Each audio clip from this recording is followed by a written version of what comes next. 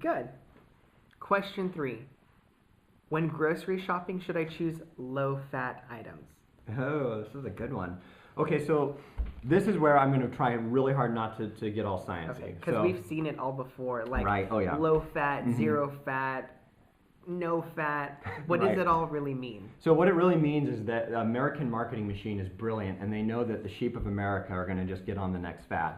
So really, what it comes down to is there's literally thousands upon thousands and thousands of registered diets in the United States. But what they all have in common, it doesn't matter if it's an Atkins diet or it's a South Beach diet or it's a low fat or medial fat or high fat, it doesn't matter. They all are based on calorie restriction. So you come back again to calories, right? Sure. So let's explain what fats are, though. Let's kind of peel that back real quick, and I'll make this brief. So I'll start with the two fats that you absolutely want in your diet, and it's monounsaturated and polyunsaturated. And basically what that means that these are two fats, and their fatty acid strands are missing a hydrogen bond, which allows them to become poly, more absorbable. But not only absorbable, but at room temperature, they tend to be liquid. Or at room temperature, they tend to be very soft.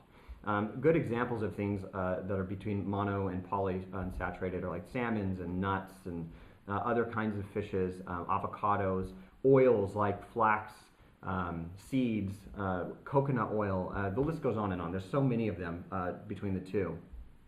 And these are really healthy fats, and you want them in your body. You have to have them in your body. The third fat, which gets a bad rap, is saturated fat. And saturated fat just basically means that at room temperature it tends to be solid, and then when, of course, it warms up, it melts. And something that's a perfect example of that is butter. And a saturated fat just basically means that it's more dense, but it still has 9 calories per gram, the same as any fat. All fats have 9 calories per gram. So, but what it does differently than a mono or a polyunsaturated fat is that it has a tendency to raise LDL and lower HDL. So LDL is a low density lipoprotein and HDL is high density lipoprotein. And the mono and polyunsaturated, what they do is they actually elevate your HDL, which is your good cholesterol, while they eliminate LDL, which is your low density lipoprotein, bad cholesterol. Saturated fat, because it has cholesterol in it, of course, and it inspires cholesterol production, which is already being produced in your liver, even if you don't eat fat at all, which of course will kill you over time.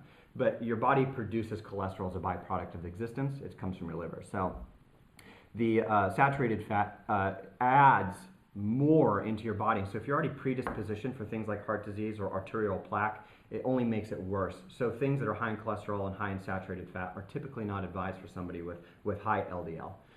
Then the other fat, it's not real, it's fake, it's manufactured, it's hydrogenated, meaning hydrogen has been injected into it, or partially hydrogenated oils. These are trans fats, and these are disgusting, and you need to stay away from these at all costs.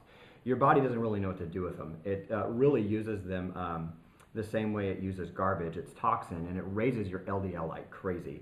As a matter of fact, they're banned in something like 27 or 30-something countries around the world. You can't even have them in your food. The USDA allows food manufacturers to have less than 2% trans fat in a product and not claim it. That's your government at work right there. So they're literally sanctioning poison. So trans fats are terrible, and you want to stay away from them at all costs. Those are bad, and that's what really gave us a bad rap with fat. So you have to just remember this, is that 25% of the average American diet, according to the American Dietetic Association, should come from fat. So you think about that. If 25% of your diet is coming from fat, which should be poly and mono unsaturated fats, and maybe some saturated fats if your diet can hold that for your conditions, then that means if you have a 2,000 calorie diet, then you're going to be eating anywhere between 50 to 60 grams of fat a day. And that's okay. Totally okay. Now, fat, of course, is really important. It's an insulator. It inspires cellular intercommunication. Fat does a lot of different things in the body that are critical, and without it, you actually can't survive. You have to have fat. So, should you go for low-fat options? No, but remember that there are 9 calories per gram. So if you're trying to go after low-calorie options, sometimes high-fat foods are counterindicative of that. So you don't want to do something like a high-fatty food because it's just going to blow your calories. But there are alternatives. You can do other things and you can substitute out. But just remember that you should be eating anywhere between 20 to maybe even 30 grams. Powerlifters do 35, 40. Marathon runners can get up there too in their cycles. So anyway, that's my short answer on fat. Okay. All right. Good to know. Question 4. Can I add up all my alcoholic consumptions for 1 or 2 days on the weekend? Basically, what they want to know is, can they just party hard? Not eat, just drink. Okay.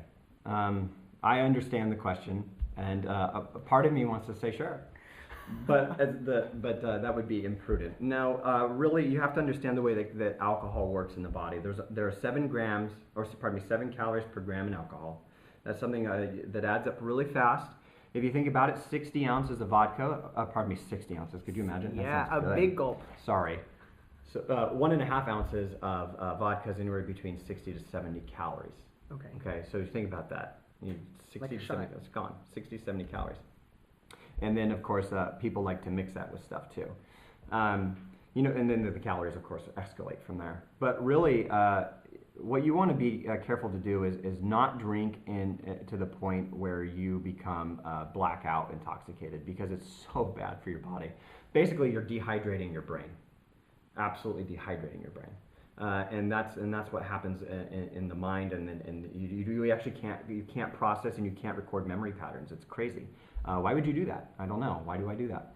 So the other thing is that alcohol is a toxin, and it plays a really significant role in deterioration of the liver. It can actually cause cirrhosis over time, as anybody knows who goes through problems with alcohol. They tend to see major health repercussions from constant consumption of alcohol. The other thing to remember too is that your body just doesn't want it, and the way that it converts it is a little sneaky. So remember that when alcohol goes through your system, that it's left with 2 carbons. 2 carbons bond to a fatty acid chain. So what do you think happens to it? Alcohol just goes straight to the gut. That's just plain and simple. So if you're in a calorie surplus and you got these 2 carbon bonds floating around, they're going to just turn into fatty acid chains. And that is not what you want. So what I always say is moderation is key. I absolutely wouldn't tell anybody to not drink when they're in a socially acceptable environment, or because they're having a good time. But just moderation, and be smart about what you're drinking. So remember that 1 glass of wine, anywhere between 5 to 6 ounces, is about 120 calories. Beer is all over the place. Beer can be anywhere between the same as wine to some of the heavier beers with a lot of the malts. They tend to be even higher. You get 160 calories for 12 ounces or for 8 ounces. That's a lot of calories adding up. You have, even if you're doing Diet Coke and you do, like 3 or 4 rum and Cokes, now you're up to 350, 400 calories just in Cokes. They're easily 100 calories a pop. So just keep that in mind. All right.